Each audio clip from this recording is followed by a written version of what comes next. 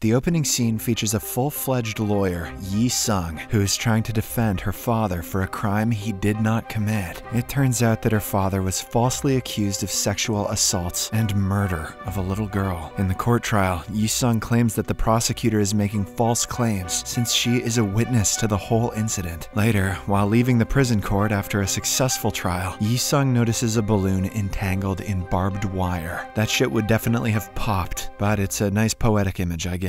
The scene then cuts back to the year 1997, where a 6-year-old Yi-sung and her father Yong-Goo are staring at a store window. They are admiring a Sailor Moon backpack. Yong-Goo promises to buy his daughter the backpack as soon as he gets paid from work. Just then, they notice a police commissioner purchasing that bag for his daughter. Yong-Goo rushes in to grab the backpack, but he is assaulted by the officer and kicked out of the store, and Tuxedo Mask is not there to save them. After the incident, the two return home without the bag, slightly battered, but in high spirits. Yi-sung, being a kind and smart child, understands the situation and doesn't feel sad, despite not getting the bag. Even though she is very young, she takes care of her father, who has a developmental disability, and may well have wanted that backpack for himself. The following day, Yong-Goo gets paid at work. While counting the money, he is approached by the earlier police commissioner's daughter, who offers to guide him to another store that sells the same backpack. But in an unfortunate accident, the little girl slips on the market's icy pavement, and a brick drops on her head, resulting in her death. In a desperate that's crazy, man. In a desperate bid to revive the little girl, Yong-Goo proceeds to perform CPR. However, a female bystander misunderstands him and reports him for assaulting and killing the girl. Following this, Yong-Goo is apprehended and taken to the police station. Due to his mental illness, he doesn't understand that he is arrested, so he tries to leave, citing that his daughter is alone at home. However, this only results in him getting beaten by the police officers, who keep him in custody until the next day. In the morning, the police make false comments on his actions, alleging that he sought revenge on the commissioner by assaulting his daughter. To add to his predicament, he is forced to make a false reenactment in exchange for meeting his daughter. In the meantime, Yi-sung, who gets worried for her father, sets off to find him. Not long after, she notices a crowd surrounding the crime scene, and soon discovers her father in handcuffs. Scared, the little girl rushes to him, but she is quickly held back by the officers. That's my uncle!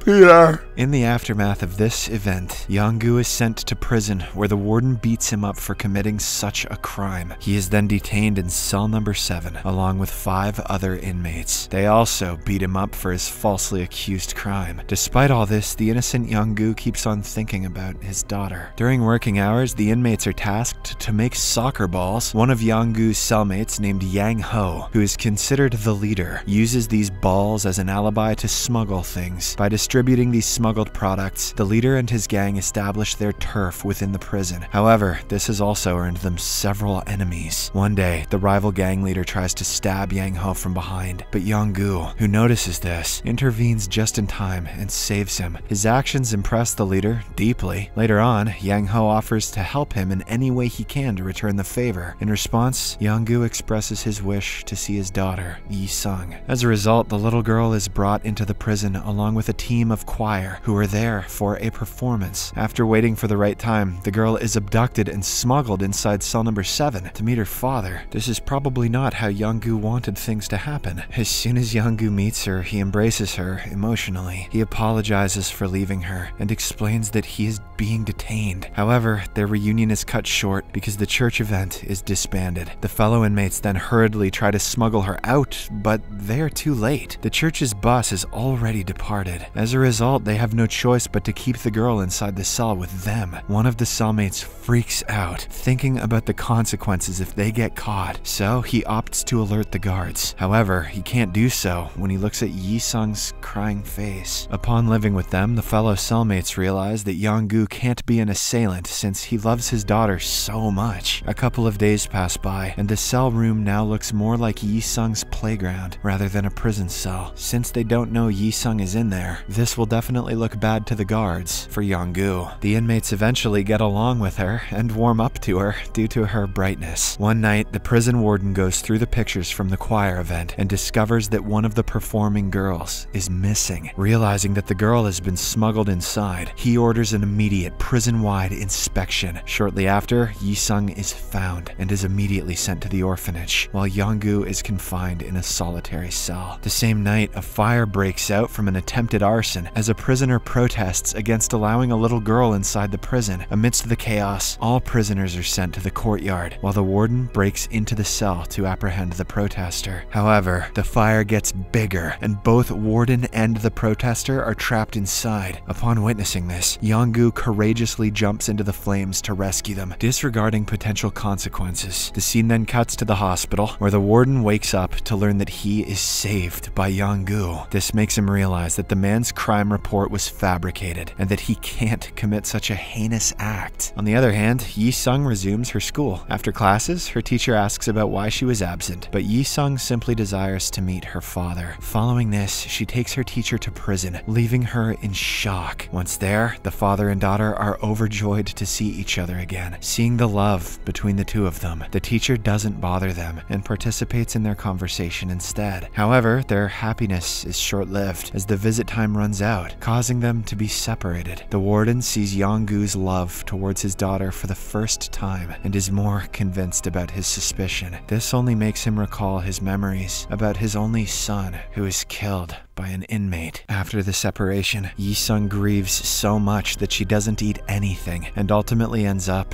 in the hospital. The prison warden visits her to check her well-being. During this, the little girl requests him to arrest her and take her to her father's cell. Touched by this, the warden allows her to visit her father every day after school. In addition, he reviews Yong-Goo's crime files and discovers that his sworn statement is falsified. After seeing the injustice that Yong-Goo is facing, the warden vows to prove his innocence. He then goes to the commissioner and requests for re-investigation of Yong-Goo's case, unbeknownst to the fact that it was the commissioner who set him up. Meanwhile, within the prison, the inmates from cell number 7 enjoy their time with Yi-sung. The little girl teaches the leader how to read and write, his weakness that nobody knew about, but now they do, and they laugh at him. One day, Yi-sung borrows a cell phone from one of her classmates and brings it inside the prison. She hands it to an inmate, allowing him to call his wife and his newborn baby girl. It's great, Yi-sung. You break some laws for me too, little girl. Let's go. Bring me a shank, Yi-sung. Yeah. As the days pass by, they all form a special bond with Yi-sung and start living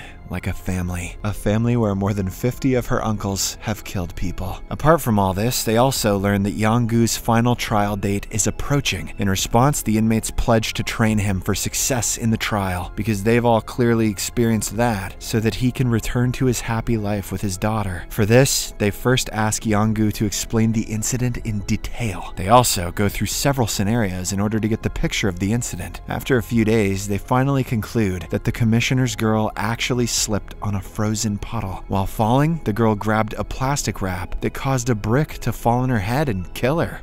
I'm even starting to doubt this story. The inmates also learn that Yong-Goo was blackmailed into signing a falsified report, due to which he ended up here. Having unraveled the truth, Yong-Goo is trained on how to answer potential prosecution questions. Even though it's hard due to his mental illness, they are still confident that he will win because he has been mistreated. The inmates make a note about all the possible questions along with their answers, which Yong-Goo studies day and night. Additionally, the cellmates organize a petition from fellow prisoners to attend Yong-Goo's trial in a show of support. Amidst the preparations, a public lawyer comes to meet Yong-Goo. The lawyer says that he must plead guilty to save his daughter, asserting that the commissioner will hurt Yi-sung if he wins the trial. The lawyer also abandons the prisoner's petition, saying it won't help because they've all killed people. In the next scene, the long-anticipated trial day arrives, and Yong-Goo is brought to court for his final verdict. In the waiting room, the commissioner beats him in a fit of rage, threatening to kill his daughter if he doesn't confess. A while later, the trial begins, and Yong-Goo, who is very worried for his daughter, sacrifices himself by pleading guilty to the accusations. The prison warden tries to convince the judge that Yong-Goo is mentally intimidated, but he is ultimately sentenced to death. The execution date is scheduled for December 23rd, which happens to fall on Yi-sung's birthday. Back in the prison, the inmates feel sorry for Yong-Goo, so they decide to take matters into their own hands. They devise a plan to build a hot air balloon to facilitate his escape. They dedicate their days and nights to this project, driven by the motivation to free an innocent man from the clutches of injustice, and to do it like Willie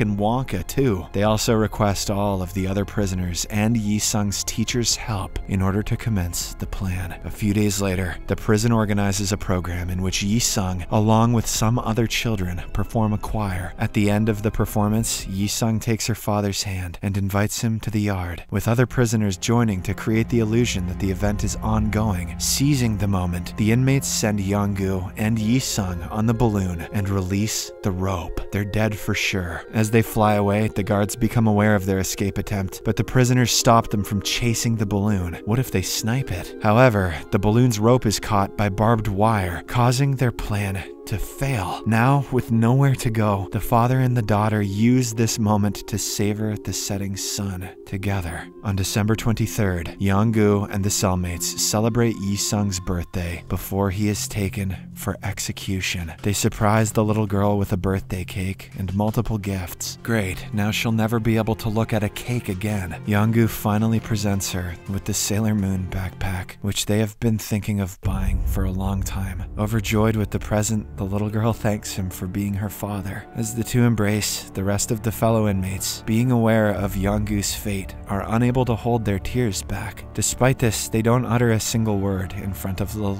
little girl. They simply pretend that her father is being transferred to another facility and tell her to stay strong. Shortly afterwards, the prison guards arrive to take Yong-Goo for execution. Before leaving, he thanks all of his fellow cellmates for their care and support. The inmates are clearly saddened, but they are helpless. As Yong-Goo walks past the hall with his daughter, the other prisoners also share in the sorrow. When the moment of separation comes, Yong-Goo tries hard to hold his tears back. He hugs Yi-sung for the last time before heading to his execution. While walking away, he hears his daughter's voice and rushes back to embrace her. He pleads for help because he doesn't want to be separated from his daughter. However, it's too late now, and even the warden seems powerless. Poor Yong-Goo is eventually executed for a crime he did not commit. 16 years later, Yi-sung, who is now a lawyer, appeals for her father's case, who is still considered to be a criminal. With the prison warden and the Room 7 inmates' support, she is finally able to prove his innocence. The judge exonerates Yong-Goo by overturning the previous verdict, and also orders a reinvestigation into the little girl's death, bringing immense joy to the former inmates, the warden, and a tearful Yi-sung. The scene then returns back to the beginning of the film, where Yi-sung has a vision of Yong-Goo and her younger self on the hot air balloon, waving